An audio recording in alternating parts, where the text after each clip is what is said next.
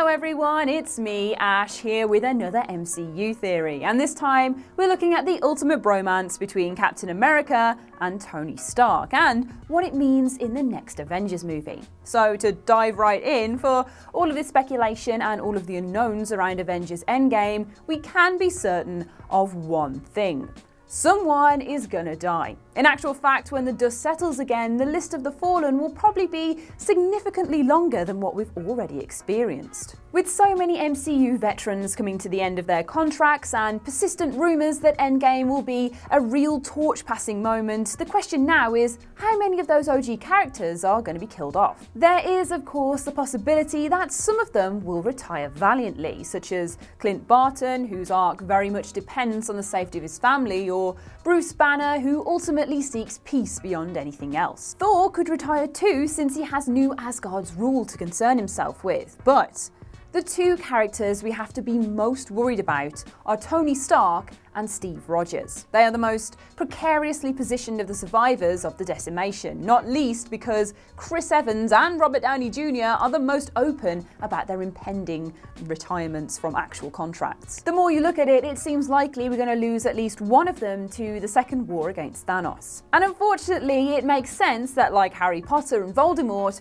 neither can live whilst the other survives. Marvel can't just leave them both to walk off into the sunset, as nice as that be, so something has got to give, and the most likely eventuality is that Rogers lays down his life to save Tony Stark. To start to understand that, we first have to look at the characters in more detail. That way we can deal with why one of them has to die and why it ultimately has to be Captain America. Tony Stark and obsession. In many ways, Tony Stark and Thanos are mirror images. Thanos even acknowledges their similarity in his parallel that both are cursed by knowledge, and his admiration for Stark does seem implicitly tinged by recognition. Tony absolutely has the potential to be just like Thanos, which is both the most concerning thing for Tony's future and the key to Thanos being so perversely sympathetic. Both talk in terms of extreme solutions for the greater good. For Thanos, it was the decimation, having played with the idea of random genocide to save Titan. For Tony, it was creating Ultron and then endorsing the Accords to regulate superhero activity.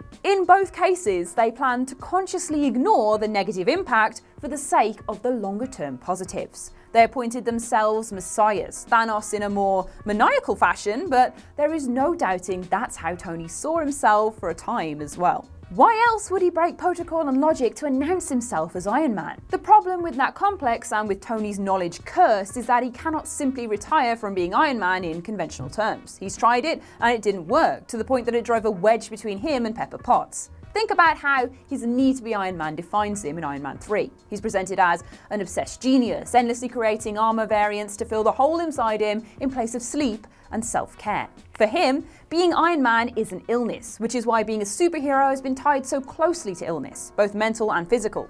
It's no accident that his arc reactor was both a thing keeping him alive and killing him thanks to palladium poisoning. It's also no accident that his PTSD made him fearless in the pursuit of protecting his loved ones and the planet, but also destroyed his mind for a time. He is a man defined by conflict. If he cannot walk away, even with the promise of his future with Pepper and their marriage and potential children, his only way out is death. Unless Captain America changes the parameters, that is. Captain America, the man out of time. The key to understanding this theory is Captain America's lost opportunity. He is a man out of time, marked forever by the dance he was supposed to have with Peggy Carter before he heroically sacrificed himself to save the world. His life as it was supposed to be was ripped from him. He's not just a man out of time in that respect, he is a man out of his own destiny. Now, Cap is defined by his duty rather than any personal relationships, and that's why he pursued justice for Bucky as vehemently as he did. Bucky was his last link to the life that was lost to him. Constantly in the back of Cap's mind is the destiny he was supposed to live to. He was supposed to go and dance with Peggy. They were supposed to get married, have kids, be conventionally happy. And part of the reason Steve carries Peggy's picture around with him everywhere is not just a token of love, it's one of double-edged loss. The loss of his own life, but also the loss of Peggy's. And that's because his sacrifice robbed her of her own story too. Sure, she ended up being a keystone of S.H.I.E.L.D. and thus a major part in the Avengers Initiative's foundation, but Steve's decision changed at least one major part of the course of her story. The spectre of that decision could ultimately be what drives Cap not to only sacrifice himself for Tony, but what also makes it stick with Stark, overcoming his own obsessions. And fundamentally, the MCU is very dependable when it comes to these sorts of character development, so it is fated for something like this to happen. The MCU Character Arc Formula.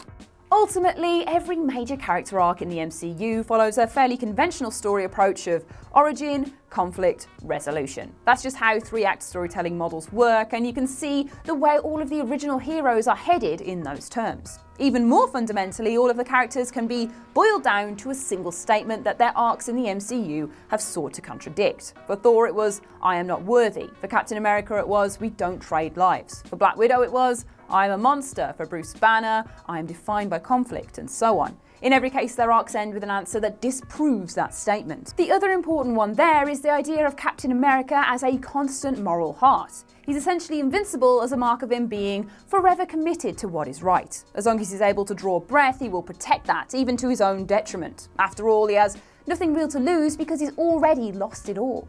But both of those assumptions about Cap will ultimately be challenged in Endgame. First, because his life will end, and secondly, because he'll lay it down for someone else. He will trade his life to give someone else a chance at the life he could never have himself. And that is exactly why Tony Stark will have no choice but to accept his sacrifice.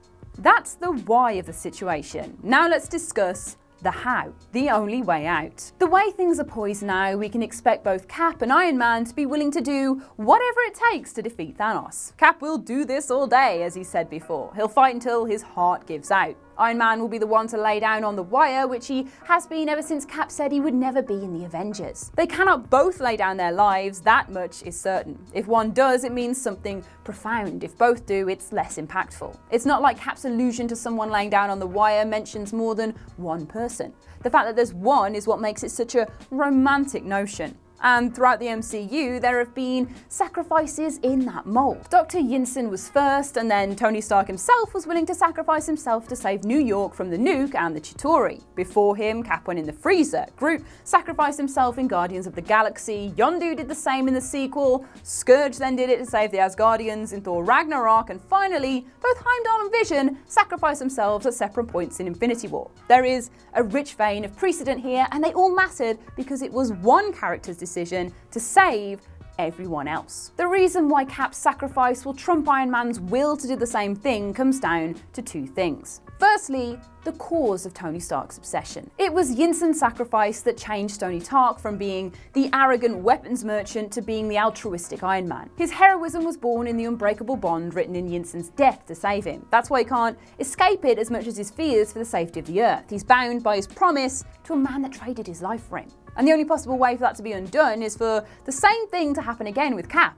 Equal and opposite forces. The second thing that will ensure that Cap will sacrifice himself is his own will for someone to live the life he wasn't able to. From where Steve is standing, Tony Stark is engaged to marry Pepper Potts, and there's a pretty strong rumour that she's pregnant. At the very least, there was a huge hint in Infinity War that they were planning a child. For all of his defensive humour, Tony was clearly invested in that future. That all changed the minute Thanos and the Black Order appeared, and he was thrust back into the path he was going for himself through his obsessive commitment to being Iron Man. He was snapped back onto the path that would end up with him either becoming just like Thanos or dying to stop him. Despite Cap's claims that he doesn't trade lives, we know the truth of his morality. He will lay down his life for the greater good and for what he feels is right. He's done it once before, and he could easily do it again to divert Tony Stark from that path. His greatest tragedy is something that could actually give Tony Stark a quiet family life.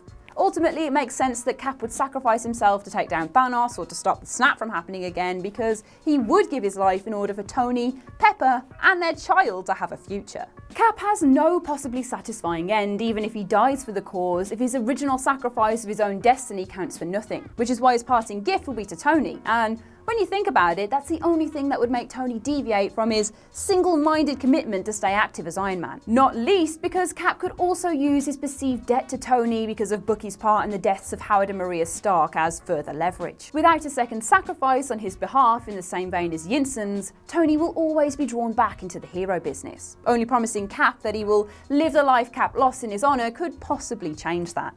But what do you think of this theory? Let me know in the comment section below. As usual, I've been Ash and this has been That Film Theory. So thank you so much for your time and I'll see you again soon. Drop any comments for other theories you think we should look at, any other fun stuff, and I'll catch you later.